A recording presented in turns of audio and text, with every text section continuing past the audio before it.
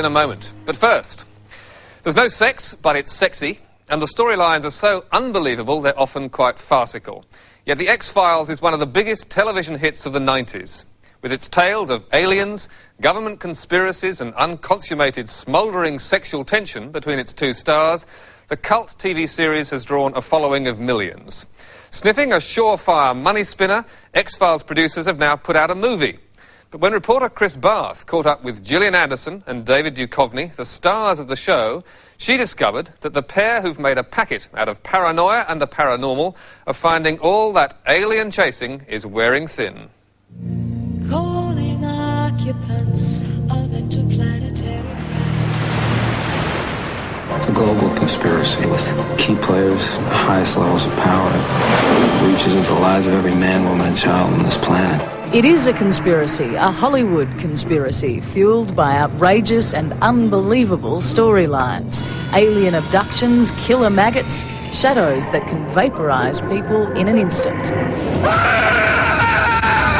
In just 5 years, The X-Files has become a phenomenon and drawn a cult following of millions. It's made actors David Duchovny and Gillian Anderson superstars. The show has been so wonderful for both of us, just in terms of, in terms of everything and every aspect of our lives. I didn't get into it to chase 15 minutes of fame, but yeah, it's lasted for about 4 years now, so I figure I'm due for a fall at some point. David Duchovny is almost as inscrutable off-screen as his alter ego special agent Fox Mulder, whose deadpan monologues make the incredible seem possible. What is this? That's a group of Japanese medical officers taken during World War II. I've seen this man before. No, I don't think so, not unless you were in Japan in the last 50 years. No, I've seen him before. His name is Dr. Takeo Ishimaru. He's been dead since 1965.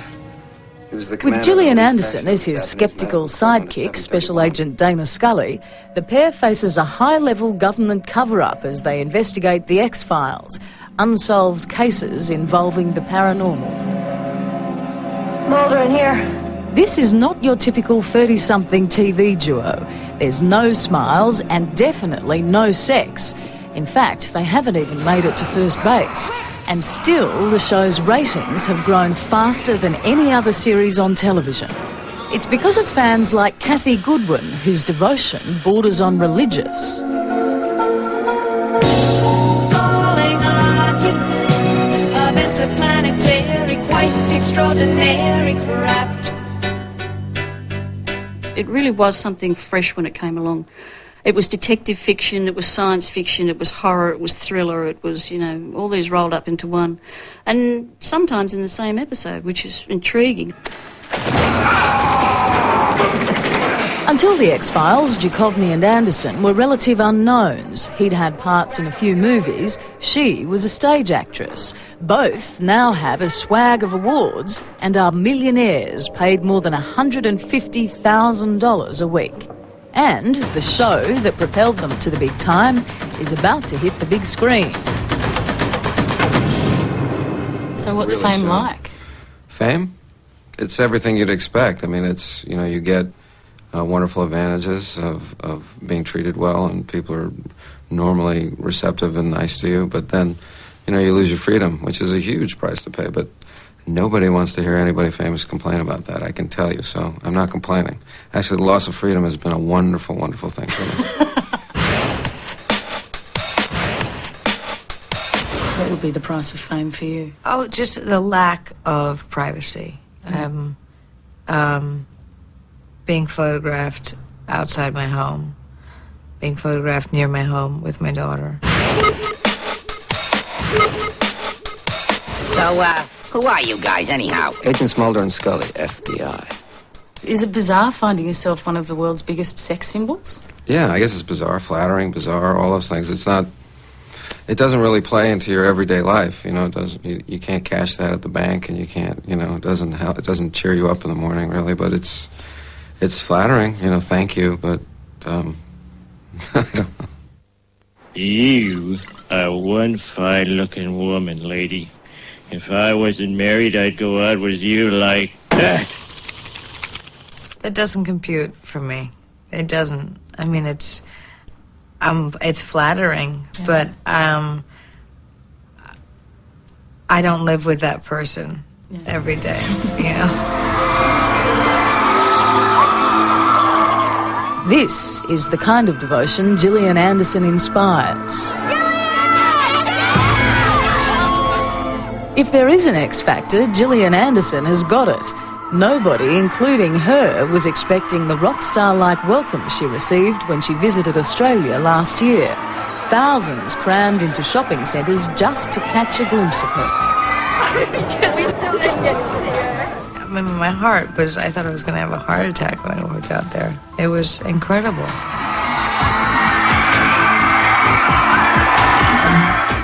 It's almost like it was a dream, and it kind of felt like it was a dream at the time, just because that was the only way that I could handle it, I think, mentally, was to just kind of go, uh-huh. Oh, it was unbelievable. I've never seen anything like it in my entire life. Somewhere in this crush, Kathy Goodwin waited 8 hours for just a few seconds with her idol. They were, you know, over the balconies and on the escalator, you know, it was just unbelievable. I've never seen anything like it. Very, very briefly, I got to say hello virtually. You know, well, basically, I congratulated her on her SAG award, you know, Screen Actors Guild Award, and she thanked me, so... Kathy's home is a shrine to the X-Files. While Duchovny has been dubbed the sexiest man alive, it's Anderson and her character Scully that keep Kathy watching week after week. When I was growing up, role models such as Scully didn't exist. I mean, we had somebody like Annie Oakley, believe it or not. I only wish that there was someone like Scully that was around when I was growing up that had that sense of justice and right and compassion and you know, willing to take the hard knocks. There's procedure to be followed. Could be Scully's also a role model because she's managed to keep her hands off Mulder for 5 long years and vice versa. They've enthralled fans with their platonic but sexually charged marathon. It's locked? So much for anticipating the unforeseen. I had you. Oh, you didn't. Oh, yeah. I had you big time. You had nothing. Come on, I saw you jiggle the handle. I'm sure there are fans out there who simply watch the program to find out, well, will they touch hands this week? Will they embrace this week? When the show's producers decided to cash in and turn this small screen gem into a big screen goldmine, the question on the lips of all its fans was, will Mulder and Scully's chemistry finally boil over into hardcore steam? I guess the one big question that people want answered is there some sort of consummation of the sexual tension that's been going on between Scully and Mulder since the series began? Sure, yeah, there is some sort of consummation. So what can people expect without giving it away? Some sort of consummation. In true X-Files style, the film's production was shrouded in secrecy.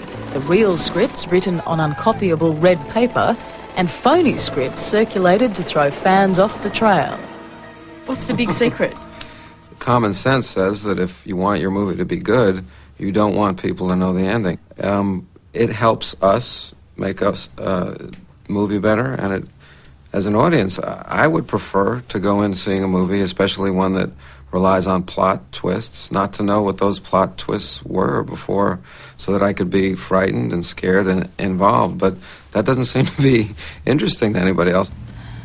Duchovny is a little bitter because avid X-Filers beat Mulder at his own game. Imitating their heroes, they became spooks themselves and revealed the movie's secrets on the internet.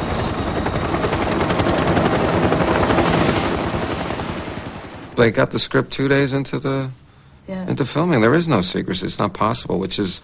So trust no one. No, it's why all the conspiracy stuff that we do on the show is complete horseshit. I mean, we tried to keep a script secret for 2 days, and it wasn't possible. You're telling me that they can keep alien involvement with America, with the world a secret?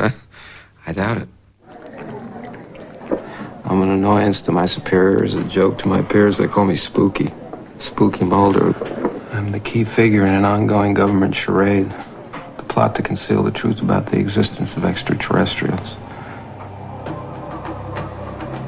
Well, I would say that about does it, Spooky. Could be that about does it for David Duchovny as well. Even though he's signed up for one more season, you get the distinct impression he's had enough paranoia for one lifetime. Where would you like to go after this? You've made no secret of the fact that you'd like to move on from the X-Files. Can you imagine? No, I can't. That's why I'm asking you. Yeah, I'd like to have a varied, creative career. You know, nobody gets into this to play the same character. So, I think, what's the big deal? Yeah, I'd like to do other things. Is it tough working with somebody like David? I mean, when he was speaking to me, he said the lines are horse shit. How do you keep some sort of momentum going with somebody who's so negative? Oh, no. Did he say that? Yeah. Yeah, okay, let me answer that. Yes, it is, and it isn't at the same time. I mean, I think that his disgruntledness is more advanced than mine is, and has been slowly brewing from the beginning, which mine wasn't. Mine is more recent. So what happens to a show if both its stars admit they're over it?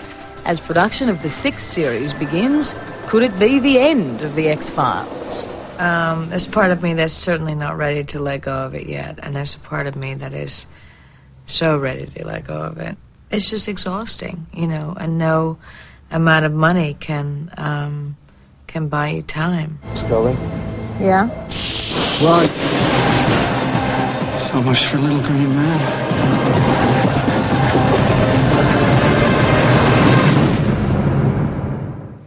And X-Files, the movie, opened around the country today. Next time...